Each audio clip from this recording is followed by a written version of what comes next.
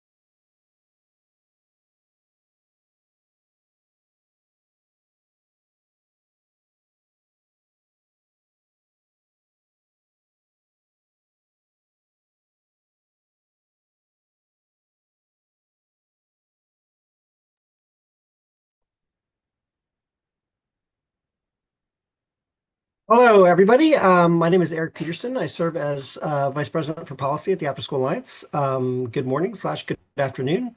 And welcome to the Afterschool Alliance's ninth Policy Pulse and happy Lights on After School Month. And less happy, we are now in the 10th day of a federal government shutdown. So today we're going to focus on that. We'll talk a little bit update on where things stand with the shutdown, impacts, and possible next steps. Then I want to cover one piece of legislation, bipartisan piece of legislation that was introduced in the middle of last month after our last Policy Pulse, but before this one. And then finally, we'll wrap up with a couple of reminders about some exciting things happening this month with the release of the 2025 America After 3 p.m. report and Lights on After School later this month.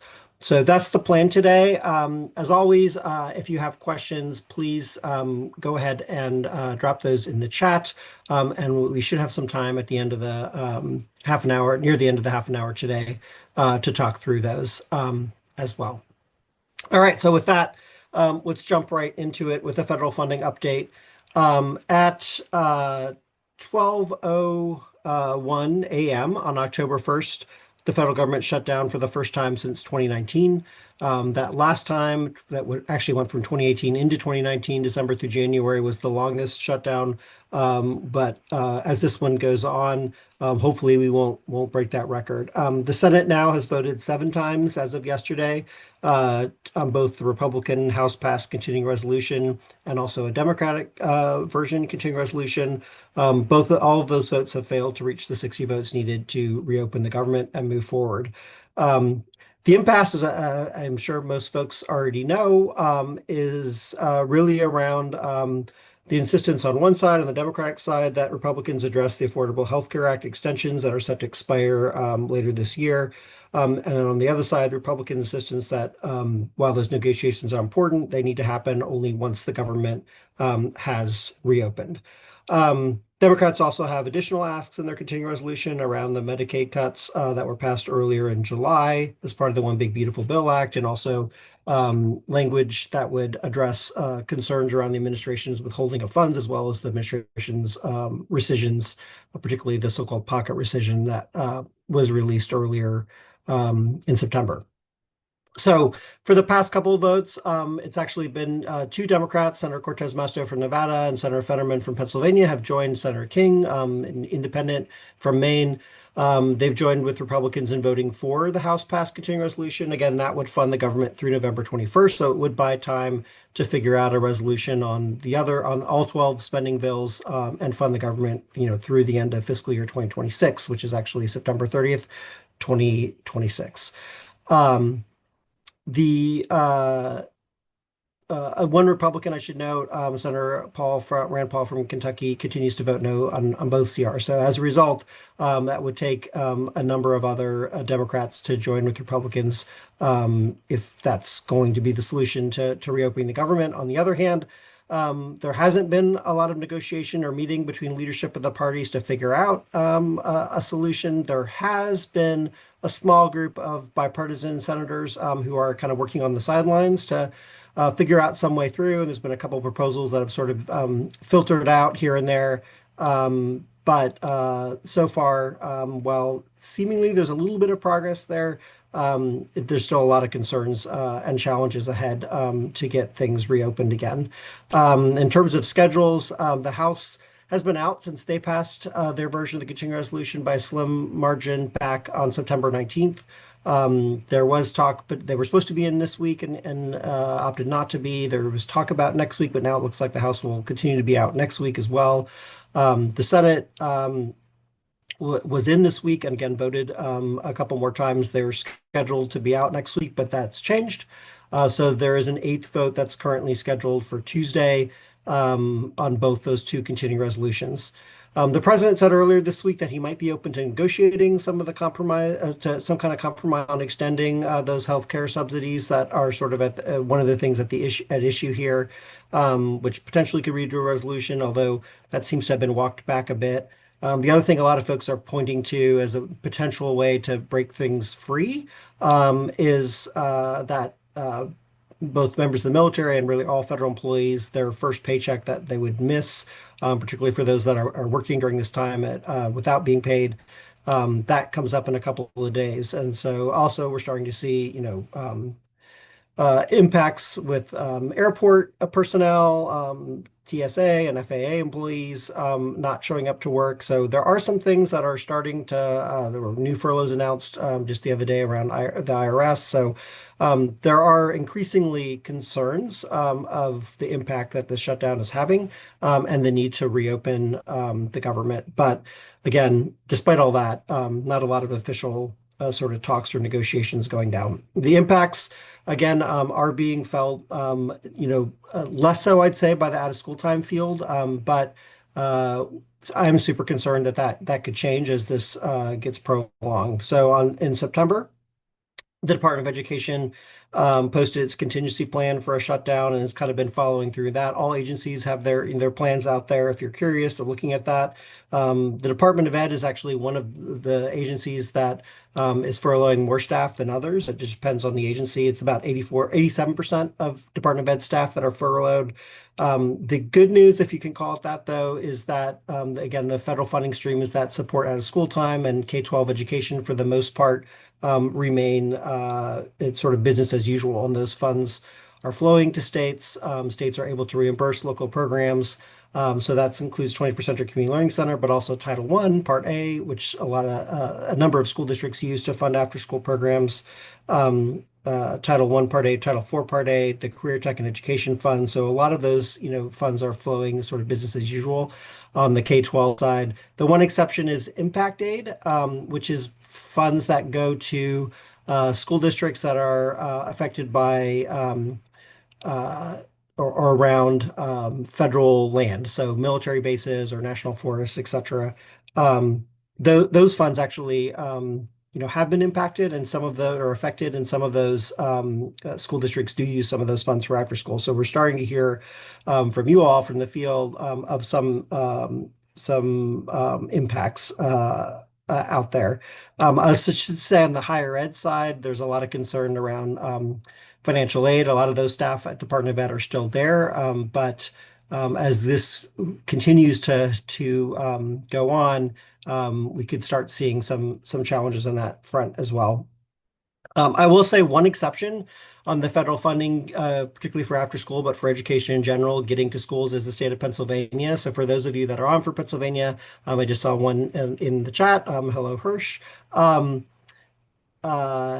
You may be saying that's not the case. We're not able to access our federal funds for education, and that is true for the Commonwealth of Pennsylvania. Unfortunately, in Pennsylvania, in addition to the federal shutdown, there is a budget impasse between the governor and the legislature, and so there currently is not a state budget in Pennsylvania, and there is a state law on the books in Pennsylvania that when there is no budget in place, the state cannot accept federal funds, including federal education funds. So not just 21st Century, but Title I and a number of other funding streams are, as a result, unable to flow to the local level. That's creating tremendous amount of challenge for families and students in communities in Pennsylvania. we're hopeful that they'll be able to address that. But that is, again, separate from the federal shutdown and would be happening there even if the federal government was open, as long as Pennsylvania doesn't have an agreement on budget. Other agencies, Health and Human Services, the Child Care Development Block Grant, those funds apparently right now seem to continue to be flowing. Head Start, which does not really impact school age, those funds, also the reimbursements and funding is not able to get down to the local level. So we are seeing impacts there as well. And some states are jumping in and being able to support those programs. Department of Agriculture is another one we've been following closely. They oversee the school child nutrition programs. So the reimbursements that are provided to school nutrition programs at the district level for school lunch, for school breakfast, but also through the child and adult care feeding program to after school meals. Right now, all those reimbursements are flowing, and the Department of Agriculture has said that they have, at least through the end of October, funds that are able to continue those reimbursements, but they do note concern after October whether meal reimbursement could be impacted, and that's obviously a huge concern. The WIC programs, you may have seen in the press, which again are sort of separate from the out of school time space, but certainly affect a lot of families. It's the Women, Infant, and Children feeding program. Those funds have been impacted, but the administration has indicated that they have other funds, whether through tariffs or other sources, to be able to continue those programs. So we're watching that as well, because that could be an indicator as we move forward and have challenges with the school meal piece, whether they're able to do some of a similar solution. The other agency that we're following is Department of Defense. Department of Defense operates lots of schools, actually all over the world, for military members and their families and children. Those schools remain open. However, they have made the decision to close after school programs and sports and those kinds of activities. As long as the shutdown is on. AmeriCorps is another one that we know, a tremendous amount of AmeriCorps members support after school programs. The vast majority of those members are continuing to work, although are not able to receive pay unless they sort of have a cost share model that allows a foundation or another source of funding to support those members. So if there are folks on the call today that are AmeriCorps members, thank you for continuing to serve and to work. We are, in theory, the funding for employees, including AmeriCorps members, but all federal employees, once the government reopens. There was a law that was passed in 2019 that guarantees those employees do receive their back pay. There's been some question from the administration about whether that law actually would apply this time. That may end up being a legal question right now, but that law is on the books, and so in theory, employees should would get paid.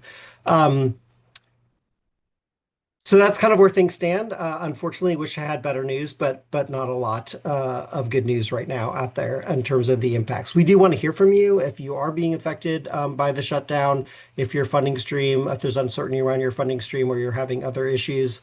Again, we continue to talk to folks in Pennsylvania at the local level if there's anything that we can do to be helpful. But continue to keep an eye on our blog. We'll continue to update those as well and drop those in the chat, those links, if you haven't seen them. What happens once the shutdown ends, which will happen eventually? The government will reopen. Unfortunately, the big question now is, this has elevated the fact that there are tremendous disagreements, which we knew before the shutdown, but really sort of exacerbates those disagreements between Democrats and Republicans and the House and the Senate. They do not have agreement on top line spending numbers for fiscal year 26. That has to get done. There has to be compromise on that in order for eventually us to have fiscal year 2026 funding pass and complete. On the education side for fiscal year 26, as you'll recall from last month and the month before, Policy Pulses webinars and from our blogs, both the House and the Senate have at the Appropriations Committee level have passed their fiscal year 26 education spending bills. They still haven't, neither of those have gone to the House or Senate floor. that both those bills keep 21st Century at the current level of 1.329 billion. So they reject the proposal to eliminate or consolidate those funds. The Senate bill is definitely stronger than the House bill. It has good levels for Title I, an increase for Child Care Development Block Grant, funds AmeriCorps and Federal Work Study, and a lot of the other programs we follow that support after school and summer. The House bill doesn't, has about a 15% cut to Department of Education. It does have a almost 5 billion, 4.7 billion cut to Title I. It cuts AmeriCorps and Federal Work Study. It's level funding on Child Care Development Block Grant. So between the two bills, our preference is the Senate bill, but they still need to sort of compromise and work to a solution. We have heard just this week that there is interest, particularly on the Senate Appropriation Committee leadership side, in potentially combining the education spending bill, labor HHS education, with the Department of Defense spending bill. Together, those two bills really have the majority of federal government spending, and so that would bode well if they could move those together. And there are also rumors that there are sort of early conversations happening between House and Senate Appropriation Committee staff and leadership around, sort of conferencing and coming to a solution to be able to move fiscal year 26 spending bills forward in a series of smaller packages, grouping some of those bills together. But again, none of that can happen until the government reopens, until the shutdown is over. Worst case scenario, I would say, is that once the shutdown ends, that they're unable to reach compromise on those bills. And in that situation, we would end up with what we ended up this past March, which was a full year continuing resolution um, uh, that we had for fiscal year 25. We would have that again for fiscal year 26. Hopeful that it doesn't happen for lots of reasons. But again, it's promising that there are, despite the impasse right now, some conversations starting to happen around how they can possibly move forward with fiscal year 26 spending bills. Um, that's kind of the the update on the federal funding side. Did want to again flag a piece of bipartisan legislation, and also to make the point that despite these disagreements between parties, there are members of both parties that are working together across the aisle that are trying to advance legislation and support families and communities. And one great example of that is the work that was done to introduce a bill on September 17th by a bipartisan group of senators led by Senator Fisher from Nebraska, Senator Gillibrand, Senator Collins, Senator Hickenlooper from Colorado. So two Republicans, two Democrats that came together to introduce the Child Care Modernization Act of 2025. That legislation would update the Child Care Development Block Grant that was last authorized in 2014, so in need of additional sort of overhaul. It supports low-income families engaged in work, training, or school by providing subsidies or grants or contracts to support childcare for children, not just sort of 0 to 5 early care, but also all the way up to school age, so up to age 13. A lot of states focus on the subsidy piece of that, but others do use those funds for grants or contracts to providers like after-school providers. About 44% of the children served in the Child Care Development Block Grant are school age, which is why this bill, is super important. And it's an important part of funds. So thank you to my colleague Charlotte, who's dropping some links in the chat to a blog that was written by my colleague Jillian that I recommend you take a look at. It kind of goes through what's in this legislation. Important to note that in the press release for the legislation, they talk about how this would support not just early care and preschool for children up to age 5, but also before school, after school, and summer care for school-age children. There is an emphasis on sort of the full workday and full year services, an emphasis on cost estimation models, and the importance of quality and recruitment and retention of staff. So a lot of the issues that we see in the after-school space that are also in the early care space that need additional attention. And so, we'll see how this bill moves. Obviously, again, after post shutdown would be an opportunity to move either this year or even into next year.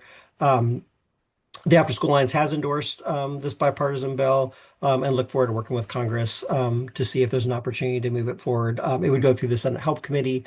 There is conversation on the House side too as a potential companion piece to that also. All right, so that's our policy update. If you have questions, drop them in the chat. Before we get to the questions, though, two things I wanted to make sure were on your radar if they aren't already.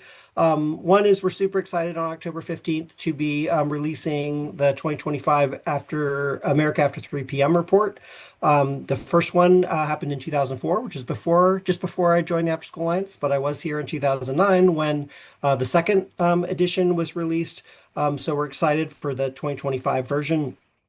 For those not familiar with America After 3 p.m., it's really the most comprehensive survey of after school and summer program demand and supply.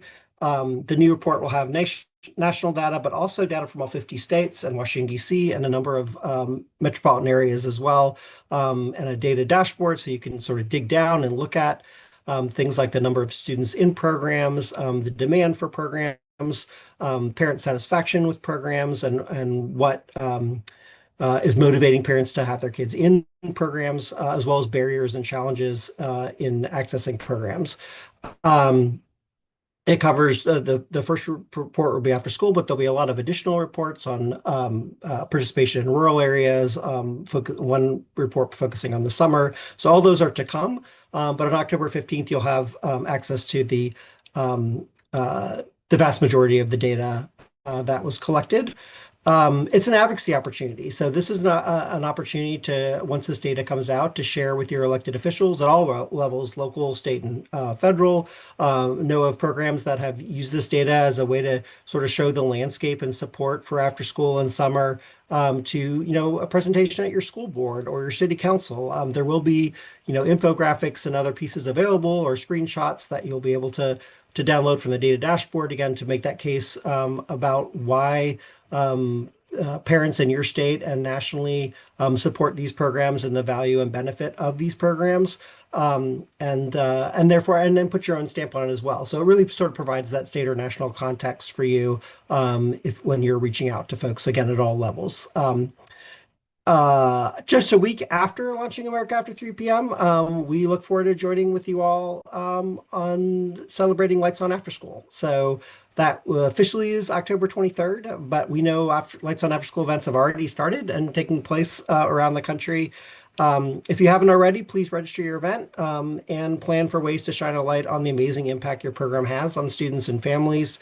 And gratitude to you for taking the time. We know it's an extra piece to your work and you're already doing amazing things. But this is really an opportunity to celebrate, to educate those folks in your community, your parents, but also policymakers, elected officials. Also use it again as another touch point to build, just like the America After 3 p.m. data. You can, utilize Lights On to further strengthen those relationships with policymakers, with elected officials, with your mayor, with others in your state, to say, come out to the program, come out to our event, talk to the parents and the kids, invite them in to really see the impact that your local program is having on families and communities and young people themselves. If you're not having an event or can't for whatever reason, still use the opportunity on Lights On Week to share on social media and highlight the amazing things going on. If you invite a policymaker and they can't make it because there's a lot going on right now, don't forget to follow up with pictures from the event and or tag them on social media, or if you have a blog or news story in the district newsletter, etc. Send those on to those policymakers. Say, we missed you this year. We hope to see you last year, but we want to let you know the amazing things going on in our programs. And there'll be a link in the chat too to register. There it is as well.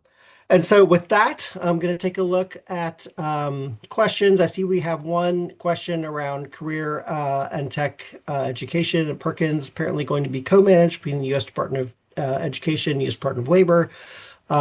Is this something we've heard about potentially happening for after school between the Department of Ed and Health and Human Services? So it's a good question. It's a speculative question. So this is, my thoughts on that question as opposed to anything. I guess the short answer is no. We haven't heard anything official yet, and nothing official has been announced about that. But certainly back earlier in the year when the executive order around dismantling the Department of Education came out, as well as in Project 2025, which is sort of the playbook from conservative advocates that was out before the election. There is, in both those instances, the suggestion or possibility that that programs like 21st Century or other education programs could potentially move to Health and Human Services. We have seen, more sort of proposals around this, particularly for IDEA, so for funding for students with disabilities. Um, but there hasn't been anything official there in terms of the 21st Century Community Learning Center program being sort of joint jurisdiction with HHS. Again, a possibility, but nothing official right now, and something to continue to keep an eye on. I should say with the Career Check Ed piece, there are some legal challenges to that move. They're certainly moving forward, and there has been some collaboration, but there's still a lot of it that's having to operate through Department of Ed as well. And encourage you to check out, there's a couple of groups that we work with on the Career Check Ed space who are following that closely as well. I think I saw one more question in here. Yes. So the Child Care Modernization Act, is it just for ages 5 and under? So no, it actually reauthorizes Child Care Development Block Grant, the entire program, which goes all the way up to age 13. So there are some pieces in the bill that do particularly focus on early care, but there are a lot of pieces in the bill, the vast majority of the bill, around the cost modeling piece, as well as in there a report on state eligibility criteria for families who are not receiving assistance, progress towards increasing access, affordability, and quality. Again, the staff piece, the state review of state, local, and health and safety requirements to ensure environments are safe and policies are straightforward for providers. That would apply not just to 0 to 5, but to the to school age programs as well. But it is also an opportunity to continue the dialogue, as we are doing, my colleague Jillian is doing, with the members on the Senate who introduced that bill, to emphasize the importance of the school age piece in that legislation and in the program in general. Question, is there work we can be doing to garner sponsors for the bill through congressional delegation? Absolutely. On the Senate side in particular, where the bill's been introduced, again, it hasn't yet been on the House side. But it is another great opportunity to have those conversations to strengthen relationship with staff. So reaching out to your senators. So from if they're already on the bill, again, I mentioned it's Senator Hickenlooper from Colorado, Senator Collins from Maine, Senator Fisher from Nebraska, and Senator Gillibrand from New York. There may be additional sponsors that have added on. I don't think so. I think it's still those four. So if you're in one of those states, reaching out and saying thank you for introducing this legislation, and also reminding them that the school age piece of this is important as well.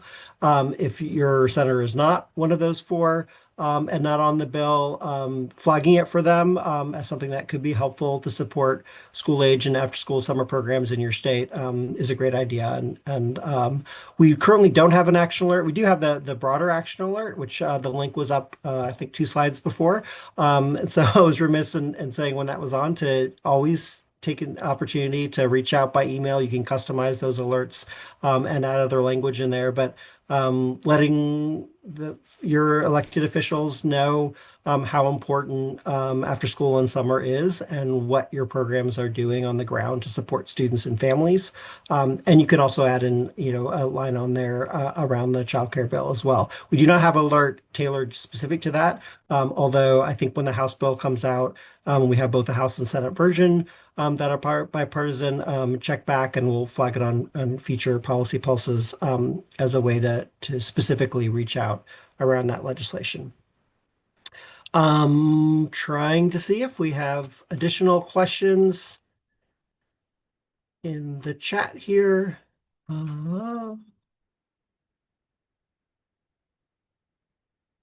I think I covered all of those. So with that, again, if you have time to, if you're in the DC area and want to come in person to the October 15th America After 3 p.m. event, we invite you to do that. We have a way to register for that. If you're not local and you want to still participate, there will be a virtual option to do that as well. At noon Eastern, it starts on October 15th. And the data dashboard will be up that day around that time as well. Let us know your feedback on that and how we can be helpful both with the America After 3 p.m. data as well as anything on the policy side too. If we can be helpful or if there are challenges you're having, or again, letting us know how the shutdown is impacting you all. And look forward to seeing those of you who will be in DC next week for America After 3 p.m. And other events.